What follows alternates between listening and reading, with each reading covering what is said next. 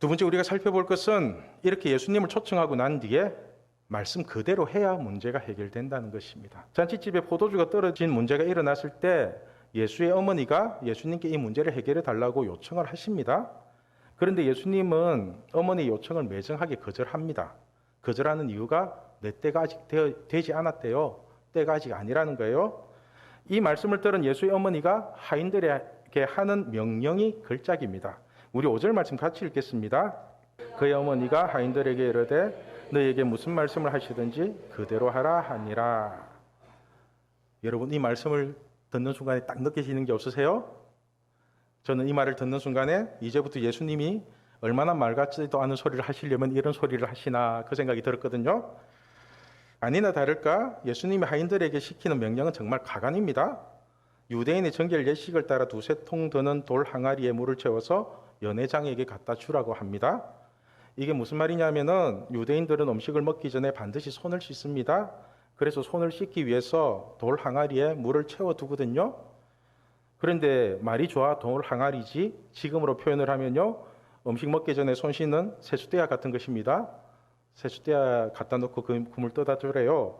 그러니까 사람들이 손이나 씻는 이 세숫대야의 물을 퍼다가 제일 높은 사람인 연회장에게 갖다 주라는 것입니다. 연회장에게.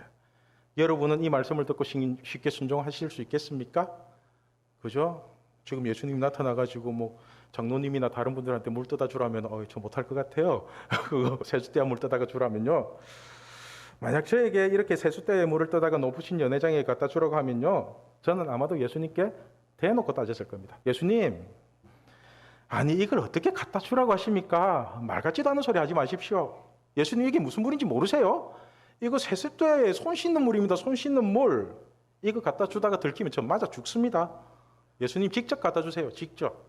아무리 하인이라지만 이거 너무하는 거 아닙니까? 아마도 저는 이런 식으로 저 나름대로의 논리를 가지고 예수님께 대들며 막 따졌을 겁니다. 그런데 하인들은 저보다 믿음이 훨씬 좋은 것 같습니다. 그냥 찍소리도 안 하고 그냥 갖다 줍니다. 아무 소리 안 하고 그냥 갖다 줘요. 그런데요, 그렇게 갖다 주니까 기적을 맛봅니다. 기적을. 아이러니하게도 포도주를 먹은 사람들이 기적을 맛보는 것이 아니라 물 떠온 하인들이 기적을 맛봅니다. 하인들이. 우리 9절 말씀 같이 읽겠습니다. 연회장은 물로 된 포도주를 맛보고도 어디서 났는지 알지 못하되 물 떠온 하인들은 알더라. 물 떠온 하인은 안 돼요. 여러분, 너희에게 무슨 말씀을 하시든지 그대로 하라. 이 말씀에 대한 순종의 비밀이 무엇인지 아십니까? 바로 기적을 맛보는 것입니다. 그게 기적을 맛보는 거라고요. 예수님이 시킨 사람이 다 책임질 거잖아요. 세숫대 물이 어때요? 들키면 예수님이 책임지겠죠. 그죠? 시킨 사람이 책임지죠. 예수님이 시켰어요. 이러면 되잖아요. 예수님이 시켰어요. 이 기적은 신랑도 모르고 그 높으신 연회장도 모르는 기적입니다. 그런데 오직 물 떠온 하인들만이 아는 기적입니다. 이것이 바로 순종한 사람에게만 일어나는 문제 해결의 비밀이라고요. 우리 삶 속에서 도저히 풀리지 않는 문제에서 해결받는 비결이 뭔지 아세요? 너희에게 무슨 말씀을 하시든지 그대로 하는 것입니다. 인간적으로 생각해 보면 말도 안 되는 소리인데 하나님은요, 그 말도 안 되는 말씀을 통해서 우리에게 기적을 보여주신다고요. 기적을. 예를 들면은 우리에게 어떤 문제가 생겼을 때 그 문제를 해결해 줄 만한 사람을 만나고 여기저기 부탁을 해도 안 풀리는데 성경은 기도하래요. 기도하래요. 이게 말도 안 되는 소리거든요. 기도하면 어떻게 문제가 해결돼요? 그런데 기도하면은 그 문제가 해결되는 거 아시죠? 우리 토요 모임에 잘 나오지도 않던 어떤 친구가 있었습니다. 이 친구가 갑자기 사는 게 힘들었는지 띄엄띄엄 몇 번씩 나오다가 기도 응답을 연속적으로 몇 번 받았거든요. 그리고는 그렇게 자신의 인생에서 도저히 풀리지 않을 것 같았던 그다른 문제가 몇 개가 풀려버린 거예요. 그렇게 기도를 하다가 이렇게 응답을 받고 난 뒤에 지금은 꾸준하게 나오기 시작하는데 이 친구가 하는 말이 자신이 토요 기도 모임에 나오기 전에는 기도하면 해결된다는 말이 그게 그렇게 말 같지도 않게 들리더래요.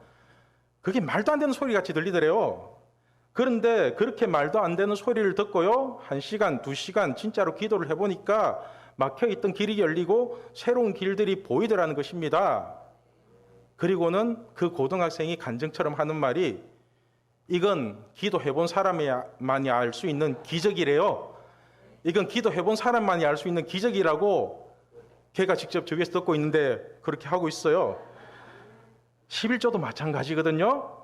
돈이 없어서 사람 미치고 환장하겠는데 성경은 11조를 내고 감사하래요. 이게 말도 안 되는 소리잖아요. 이게 말이 안 되거든요. 그런데 없는 돈에 하나님의 것을 먼저 드리면요, 하나님의 방식으로 채워지는 놀라운 기적을 맛보게 됩니다. 하늘 문이 열리고 그 창고가 가득 차는 그 기적을 맛본다니까요. 이게 말씀 그대로 하는 거잖아요. 이게 사람 만나도 해결되지 않던 문제가 기도하니까 해결이 되고요, 없는 돈에 11조를 드리니까 생각지도 못한 방법으로 채워지는 게 하나님의 생각이고 하나님의 계획입니다. 그래서 말씀 그대로 하는 것은 머리로 하는 게 아니라 우리 삶 속에서 그대로 하는 거라고요. 삶으로 실천하는 거거든요. 그러니까 여러분, 우리 삶 속에서 문제가 생겼을 때 예수님께 나아가기만 하면은 그 문제를 해결해 줄 수 있는 말씀을 반드시 주십니다. 말씀을 반드시 주세요. 그런데 그 말씀이 오늘 본문처럼 내 머리로는 도저히 이해가 안 되는 말씀이거든요. 진짜 말 같지도 않나요? 말도 안 되는 소리인데, 그런데도 우리가 말씀에 순종을 하면요, 문제가 해결되는 기적을 맛보게 될 것입니다.